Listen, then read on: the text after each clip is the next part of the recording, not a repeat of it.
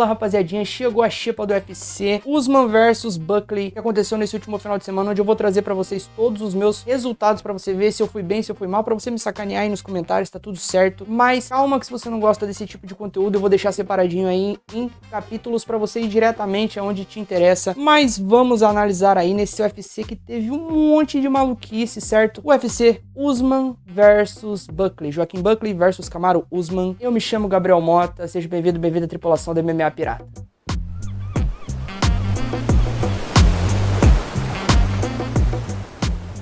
Bom, rapaziada, vocês sabem que quando tem aí a análise e também tem aí a conferência dos resultados, eu tenho que colocar aqui o meu scouter, certo? Então, vou colocar aqui. Bom, vamos lá, certo, rapaziada? Horf foi pra conta, Lusa, vacilação pura. Simon foi pra conta, Ochoa, acertei inclusive o round. Wellmaker foi pra conta, Magui, vacilação pura. Belato, a gente já fala sobre isso, mas no contest. Se eu acho que foi um garfito, mas de levinho, então vacilação pura. Malik foi pra conta, Barcelos foi pra conta, Petroski, vacilação pura, Namayunas foi pra conta e Buckley, putz grila, vacilação pura. Certo, rapaziada? Vamos falar aqui dos destaques do card, certo, rapaziada? O que aconteceu neste card que chamou a atenção, fora aquilo que vocês já vieram aqui dar aquela bisoiada, certo? Bom, primeiramente vamos falar aí sobre o Ochoa. O Ochoa, moleque bom, com personalidade. Quando ele lutou contra o Loner Kavanagh, eu senti ali que foi o encontro de dois prospectos que ainda podem se encontrar, mas dois prospectos muito bons. O Showa tem aí uma trocação muito decente. Quando a mão dele pegou em cheio aqui na fronte do Cody Durden, ele morreu. E bom, foi pra conta esse resultado positivo. Fiquem de olho no Ochoa, certo? Outra paradinha também é o Maker. Cara, eu gostei muito dele, achei que ele tem ali um bom futuro, precisa ajustar algumas coisas ainda, eu acho, mas é um moleque novo, um moleque que tem muita qualidade, um moleque que tem mão pesada, uma história bem legal, aquela história que cativa o público.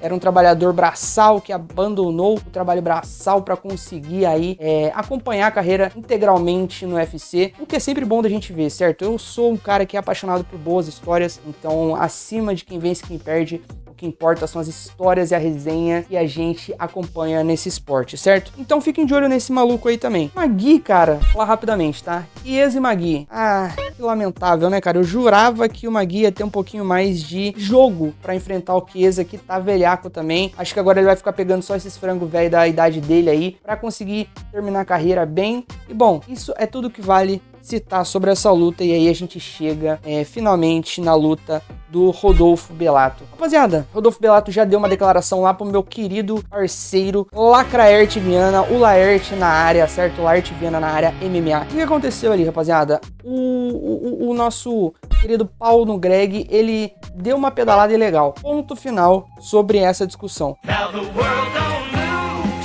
Se o Belato encenou ou não, eu sinceramente, na hora, e eu ainda sou um cara meio desconfiado das ideias, eu acho que ele deu uma encenada, mas assim, tanto faz também, porque ele tomou um golpe duro na cara, caiu ali reclamando, ele abriu os braços, caiu reclamando, e aí ele disse, né, pro Laerte Viana, que ele caiu, e aí começou a formigar, e a mente dele meio que foi pra uma área de confusão. É possível? Claro que é possível, mas qual que é o problema? Ele vai ter que saber lidar com as críticas, porque assim, a cena em si, assim como a vez que o Henry Cejudo perdeu ali com um monte de dedada no olho, caramba, o chute no saco, não me lembro bem, a última luta do Henry Cejudo, não importa o que o atleta fez depois que ele recebeu um golpe legal. Já que ele recebeu um golpe legal, ele não está errado. Mas eu concordo com todo mundo que ficou meio assim, porque foi uma cena muito estranha, foi uma cena muito confusa, bizarra. Ele abre os braços, aí ele olha pro juiz, ele dá uma certa reclamada, aí ele cai, e aí ele apaga e depois ele volta totalmente ali, desnorteado, totalmente fora do senso dele ali, de bom senso, e começa até a tentar puxar o juiz para uma guarda. Isso é um questionamento, isso é uma treta que a gente tem que resolver a parte do resultado. Por quê? Porque esse resultado foi absurdo. O Paul Craig, ele deu um golpe legal, ele sabe que ele deu um golpe legal, ele inclusive fala pro juiz depois, ele mostra a posição em que o Rodolfo Belato estava. Claro que foi um golpe legal, que deveria ter sido considerado ali uma desqualificação, não sei exatamente se isso está pautado nas regras, mas foi um golpe legal.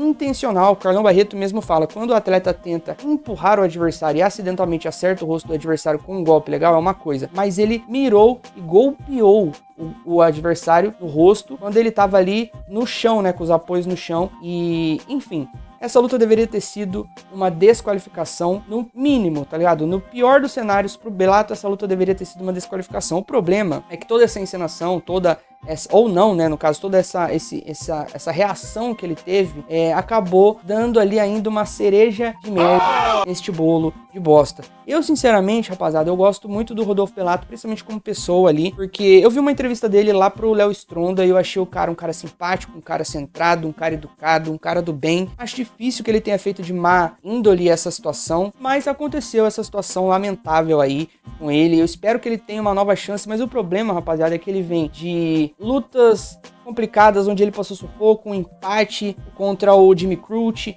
Então, assim, ele precisa, caso ele tenha uma nova chance, mostrar um serviço urgente. Eu acredito que ele tem condição de mostrar esse serviço na próxima luta que casarem pra ele, mas eu acho que não vale a pena você atacar os coleguinhas ao lado quando comentarem que foi uma encenação, e nem vale atacar ninguém caso você ache que foi uma encenação. Porque no fim das contas, rapaziada, ele foi o prejudicado, foi ele que recebeu um golpe ilegal, ele foi prejudicado. A vitória, entre aspas, né, porque a gente não sabe como decorreria o restante da luta caso essa luta prosseguisse, foi retirada dele e ele tava ganhando, na minha visão, aquele primeiro round, entendeu? Foi no fim do primeiro round. Então, rapaziada, não é o caso da gente dar o prêmio da academia, o Oscar, para Rodolfo Bellato. Não sejamos tão malditos com ele. Eu acho que foi estranho, mas depois vendo a declaração dele, eu mudei de ideia e dou aqui o meu braço a torcer nessa situação para o nosso querido Rodolfo Bellato, que infelizmente vai precisar de mais uma vitória aí para se consolidar finalmente no UFC, certo? Porque ele vem com uma trajetória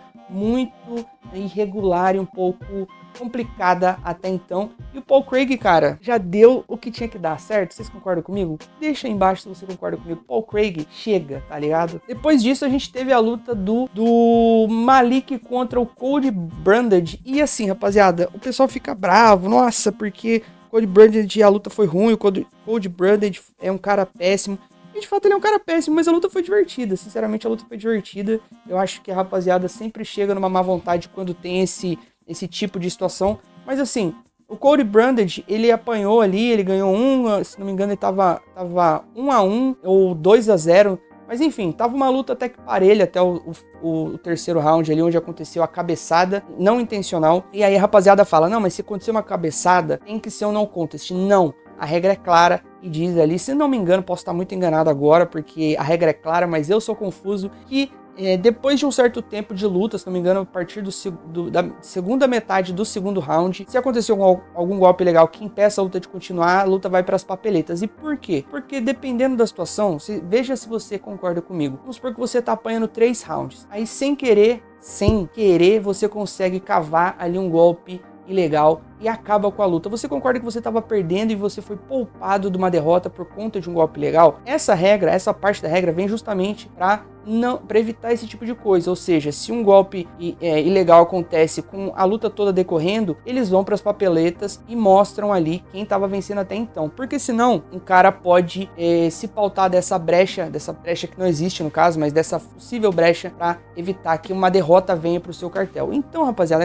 a cabeçada aconteceu? Aconteceu. Mas, no fim das contas, os juízes já estavam vendo a vitória do Malik e, na minha visão, ele também estava vencendo com certa tranquilidade ali e deram a vitória para ele de maneira justa. Foi uma maneira gostosa da gente assistir? Não foi, mas, rapaziada, a gente tem que jogar pelo justo e nesse caso foi justo, coisa que não aconteceu na luta do Bellato, certo? Mas, enfim, dá uma quebrada, uma brochada sinistra neste evento até então. Mas depois, rapaziada, a gente vem aí pra luta do Raoni Barcelos e a luta do Raoni Barcelos, que o pessoal também achou ruim, teve gente que achou ruim. Eu, sinceramente, não achei esse card tão ruim, achei um card tranquilo, aquele card ali mastigadinho para você assistir nessa friaca que anda acontecendo, mas Raoni Barcelos mais uma vez veio e mostrou que coração, estratégia e velocidade ele ainda tem, explosão ele ainda tem, mas não é que nem era antigamente, mas assim, ele ainda é um atleta competitivo nesse nível de competição, venceu um ex-campeão, venceu com coração, venceu com estratégia, conseguiu boas mãos, conseguiu mesclar bem as ações, mostrou muito jogo, inclusive, só um adendo, nada a ver com nada aqui, mas ele é a cara do pai dele, putz grilo, o pai dele tava do lado dele, é a versão dele ali com mais idade, certo? Enfim, ótimo momento para o Raoni Barcelos, que pediu o Rob Font, nesse caso eu acho acho que ele pediu mal, porque o Defonte, pra mim, hoje é muito mais lutador, tem muito mais boxe, inclusive, tem mais condições de vencê-lo do que o Cody Garbrandt teria de vencê-lo, certo? De qualquer forma, eu fiquei muito feliz por ele é um cara humilde, é um cara do bem também, é um cara que tem um jogo sempre bastante empolgante, ótimos momentos aí pra ele e que ele tenha mais ótimas vitórias até chegar ali no momento da carreira onde ele decida que já deu a cota, certo? Aí a gente vai pra luta da Namajunas, que pra mim, sinceramente, rapaziada, eu acho que até que foi melhor que a luta principal. Porque a Rose Namajunas mostrou que ela tem chão, mostrou que ela ainda tem um ótimo boxe, mostrou a movimentação da Rose Namajunas é sinistra demais. A Miranda Maverick também caiu pra cima na minha humilde visão, porque ela deu trabalho pra Rose Namajunas, mas não aguentou no terceiro round, ela tomou um knockdown ali, e ali a luta virou totalmente contra ela, porque no primeiro round, se não me engano, eu acho que eu tinha visto vitória dela. A Rose Namajunas conseguiu até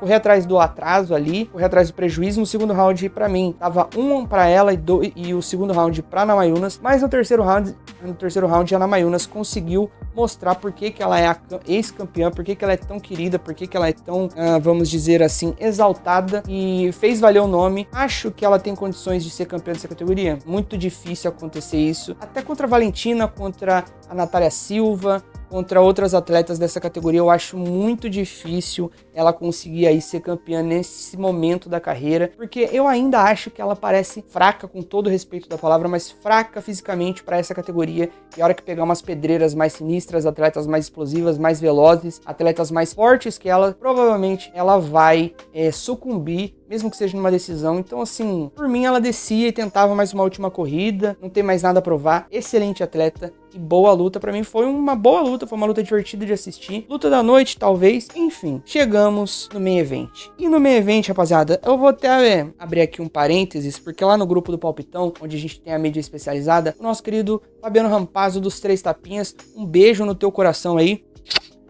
falou que devemos um pedido de desculpa para Kamaru Usman. Eu sou um homem que pede desculpa para outro homem, por acaso? Sinceramente, eu não tô nem aí, que o esquema mesmo é a gente fazer a boa vizinhança quando cabe. E Kamaru Usman me surpreendeu. Na hora que ele quedou pela primeira vez o Buckley, eu falei, ô louco, bicho. Mas eu achei que ele não ia aguentar. Aí ele quedou no segundo round. Aí eu falei, orra, meu. E no terceiro round eu falei, ok, talvez eu tenha palpitado um pouco errado e tenha menosprezado, não menosprezado, mas eu não achei que um cara vindo de 3 derrotas, contando um nocaute, contando uma luta em cima, na categoria de cima contra o Khamzat Chimaev, onde ele recebeu dano, não recebeu tanto, mas sofreu dano. Quando ele fosse pegar um cara como o Joaquin Buckley, que é uma carretinha, que é um monstro, eu achei que ele não ia aguentar. E bom, Kamaru Usman não demonstrou cansaço, demonstrou ser mais forte que o Buckley, que eu achei surpreendente. O shape dele tava mais em dia, a pujança física dele tava mais em dia. E bom, ele dominou pelo menos 4 rounds ali. No quinto round, eu senti que o Buckley, que vinha parecendo mais lento nos golpes ao longo da luta, ele acordou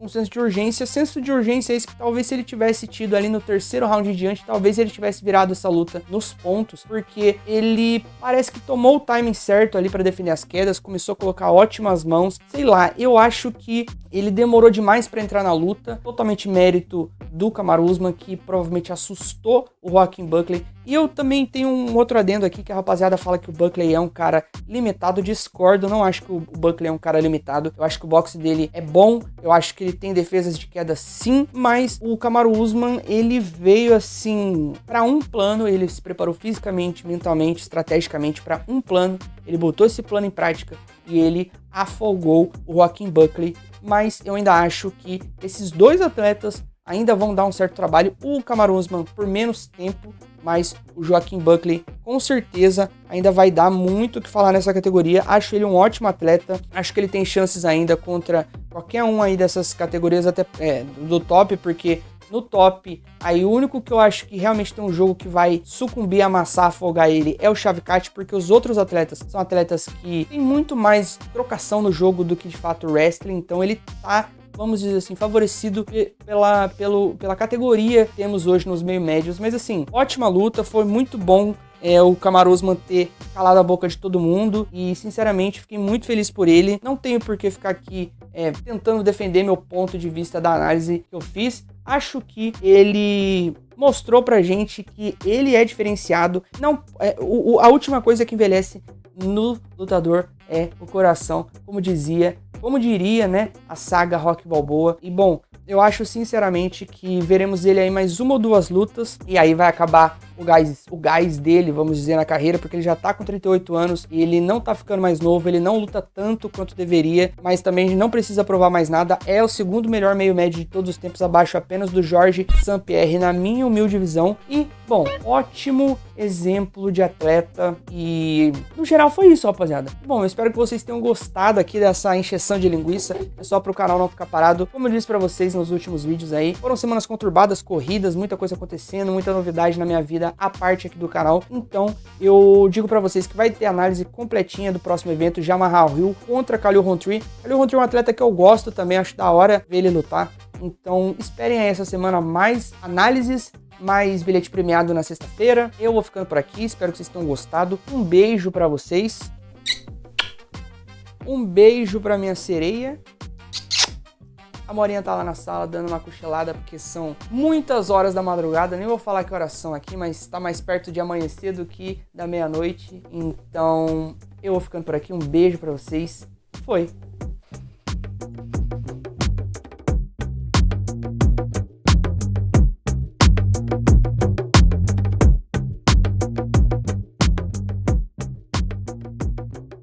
Perfect.